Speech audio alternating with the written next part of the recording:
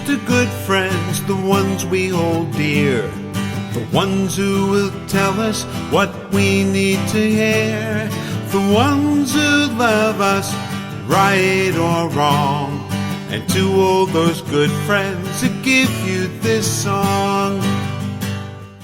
Well, hello, good friends, and welcome back to The Last Walk, Remember When, with your host, Ron Baumbach. And today, it's Christmas time.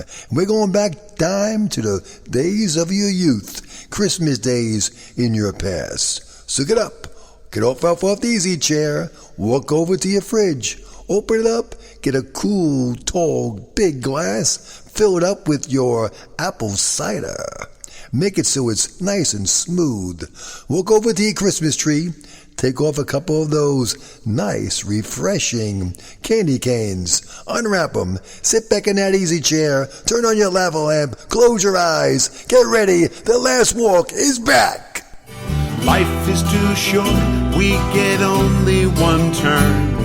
With luck we find beauty, but we sometimes get burned. But if you've had a true friend, or perhaps love, you've experienced a piece of heaven above.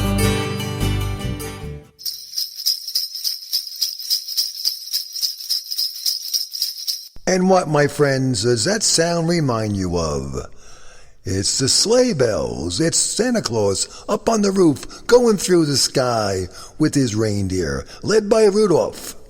Which makes me think of a story a friend of mine named Pat gave me from a fellow named G.K. Chesterton, a famous British author who wrote a review in New York Times Book Review on a story about Santa Claus.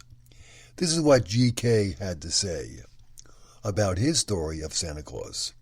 What has happened to me has been the very reverse of what appears to be the experience of most of my friends. Instead of dwindling to a point, Santa Claus has grown larger and larger in my life until he fills almost the whole of it. It happened this way. As a child, I was faced with a phenomenon requiring explanation. I hung up at the end of my bed an empty stocking, which in the morning became a full stocking. I had done nothing to produce the things that filled it. I had not worked for them, or made them, or helped to make them. I had not even been good, far from it. And that the explanation was that a certain being whom people call Santa Claus was benevolently disposed towards me. Of course, most people who talk about these things get into a state of some mental confusion by attaching tremendous importance to the name of the entity. We called him Santa Claus because everyone called him Santa Claus. But the name of a god is a mere human label. His real name may have been Williams. It may have been the Archangel Uriel. What we believe was that a certain benevolent agency did give us these toys for nothing. And as I say, I believe it still. I have merely extended the idea. Then I only wondered who put the toys in the stocking. Now I wonder who put the stocking by the bed, and the bed in the room, and the room in the house, and the house on the planet, and the great planet in the void. Once I only thanked Santa Claus for a few dolls and crackers. Now I thank him for the stars and street faces and wine and the great sea. Once I thought it delightful and astonishing to find a present so big that it only went halfway into the stocking. Now I am delighted and astonished every morning to find a present so big that it takes 2 stockings to hold it, and then leaves a great deal outside. It is a large and preposterous present of myself, as to the origin of which I can offer no suggestion except that Santa Claus gave it to me in a fit of peculiarly fantastic goodwill. Signed, G.K. Chesterton. Now, Santa goes back a long time. As you all know, Santa comes on December 24th, the evening, to visit all the kids around the world and bring them holiday joy. Now, if you're like me, you're a fan of Santa Claus. And yes, everyone, I believe in Santa. I always have and always will. And I'm lucky because, you see, I knew people who knew people who knew Santa. In fact, my dad was a real good friend of Santa Claus. And I believe in many, many ways that the joy my dad brought forth as he shared the friendship with the big red guy in the red suit, the big beard, was given to us and given to many other people as a gift. And it goes through life. My dad knew him, my brothers knew him, I have cousins who knew him, I have friends who knew him, and it goes on and on and on. And I think the spirit of Santa, the love of Santa, is something that goes on and gets passed on from generation to generation. And yes, my friends and my kiddies, all my grandchildren, I believe in Santa. Santa's a great guy. He's out there. He's bringing the good wishes, bringing the toys and the joys of the Christmas season. Every year at the same time, he goes around the world, bringing everyone their presents in that big red sack. Remember your memories of Christmas, your memories of sitting on Santa's lap, your memories of telling him exactly what you wanted for Christmas morning. Did you receive your gifts on Christmas Eve? Or perhaps it was Christmas morning day. Whatever they were, they're your memories. Think back, reflect on what happened in your life on your favorite Christmas of the past. He's getting closer. I hear him. He's coming. He's getting nearer. Now, back in our day, every year we were lucky enough to have Santa make a visit to our home on Christmas Eve. Now, the planning for the evening was always the same, and we kids always enjoyed the banter that would happen. We'd be having our family dinner on Christmas Eve. Suddenly we'd be told it's time to go to bed, earlier than normal. So we would always run upstairs, not even tired, but we knew if we weren't in bed, for some reason, Santa Claus wouldn't come. And for some reason, my dad always got a phone call. The last minute the phone call came from his job at the A&P Bakery. There was an emergency. There had to be some rolls made or bread made or pies made. And my poor dad every year had to run out to the bakery and go and get the day's supplies of rolls and pastries for the next day because it was Christmas. And everyone needed their rolls on Christmas. And my dad worked at a great bakery. But every year, Dad missed it. And as soon as Dad left, my Uncle John came. Uncle Johnny came with his big camera and all the lights on it, the big movie cameras. He would sit there and set up, and all of a sudden we'd get called downstairs by my mom and my Aunt Estelle. Come on down, Santa's here, Santa's coming. We run down the stairs and be bumbling out. The house is all dark, and all of a sudden the trees lit up. And out of nowhere, we hear this sleigh bells, hit a cowbell. It was really ringing loud.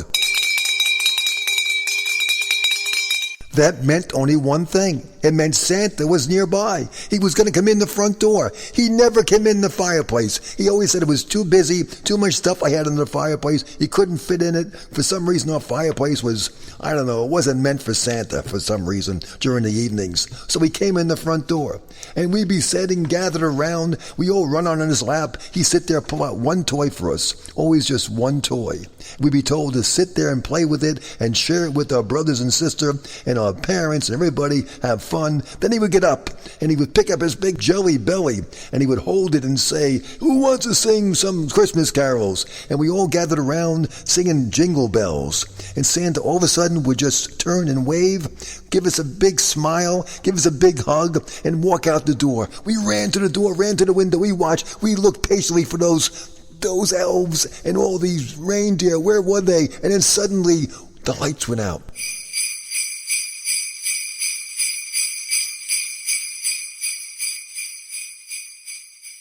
And we heard it again. The sleigh bells, Santa's reindeer, the sound of the reindeer as he took off and went down somewhere else to visit another family. It was unbelievable. Amazing. What joy. And then all of a sudden, as we go back, open our presents, Dad would walk in. He got relieved from the bakery. He got sent home. It was a joyful day in the family. We were all sitting around opening our presents, and we were told, okay, it's time to go to bed. You can take one toy to bed, and the next morning you can bring it. Come on downstairs. We'll open all the presents up. But we complained. We said, no, we want to get more presents. We want to open them now. And then Mom and Dad would look at us with that look on our face, and they would say, okay, just one more. One more became 2 more, and 3 more, and 4 more, 5 more. It was unbelievable. We had wrapping paper, everything. My Aunt Estelle would put all the paper in a big bag. We'd be sitting there sharing presents and toys, and we would just be thrilled and go upstairs with the biggest smile on our face and sleep. And the next day we get up, and we had the good word that Santa came back. He came back and he filled our stockings. We didn't even know it, but our stockings were always filled to the brim with new toys. What an incredible, joyful day. It's Christmas morning. So what's your favorite memory of Christmas? What's your memory of when you were a kid? What's the one toy you always wanted to get and you finally got? You kept bugging your parents, bugging Santa for it, and finally one day you saw it under your tree. Who opened the presents first? Or did you pass around the presents among your family? Or did one by one, did you pass and give one to your brother, one to your sister, they gave you one? Or did everybody just dig in and start unwrapping the paper and just getting all their own presents? Everyone has their own tradition, their own memories. They did a Christmas Eve, Christmas morning, or maybe over a course of different days. But whatever it was your memories and your tradition. So bring them back now. We're at Christmas time. We're in a season of joyfulness, season of frivolity and happiness. So let's share it all together. One of the best memories I have, besides all that, my own Christmas joy, was knowing that fact that my dad, as I mentioned, knew Santa. He was a good friend of Santa's. In fact, last week, my friend Jim McIntyre mentioned what my dad did. He went up to the town hall, and he said to the people who ran our village, said, listen guys, I know a guy named Santa who's agreed to come and visit everyone in our block for years on Houston Avenue. And I think if we do it right, he'll come early this year to all the kids in our village in Wilson Park. If we can all get there early enough, maybe we can have Santa come about 6 o'clock. So they sat down, they thought about it, they said, geez, can we get Santa to come special just to our village earlier than normal, instead of waiting till midnight? So they asked my dad, what do you think, Frank, can it happen? My dad went back. My dad was a real quiet, low-key guy. But once Santa got involved, he became a different person. He became an elf. He became the most joyful guy in the world. So Dad made a few phone calls, sat down with his good buddy Santa, and said, listen, Santa, can you do me a favor? Can you bring joy and happiness early to everyone in our town? And Santa said yes. So that year, 1964, Santa Claus came early to all the kids in the village. And now here we are in 2016. And guess what, kids? My dad, Pa, is long gone up in heaven. But the Santa joy goes on and lives on. And Santa comes every Christmas Eve at 6 p.m. He visits all those kids in the villages. And not only that, but there's also people who we know who are now real good friends with Santa. Your cousin Kevin in New Jersey. He's an incredibly close friend of Santa Claus. He almost looks like Santa Claus. He's so close to him. We have people in the family. I have a nephew, Matt, who's amazing. Matt is so friendly with Santa Claus. It's unbelievable. I'm sure you have friends in your family too. And you have people you know who just have this inner feeling of saying, I know the man, I know the feeling, I know the joy, I love it. It's Santa Claus, and they can feel like he's there. So I believe in Santa.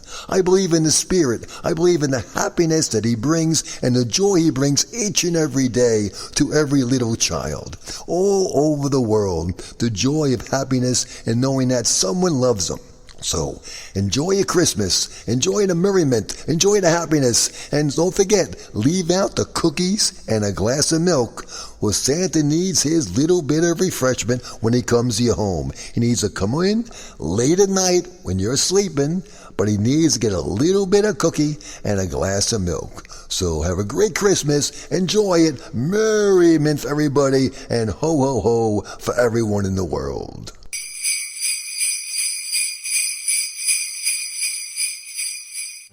Oh, I've been so lucky and I've been so blessed.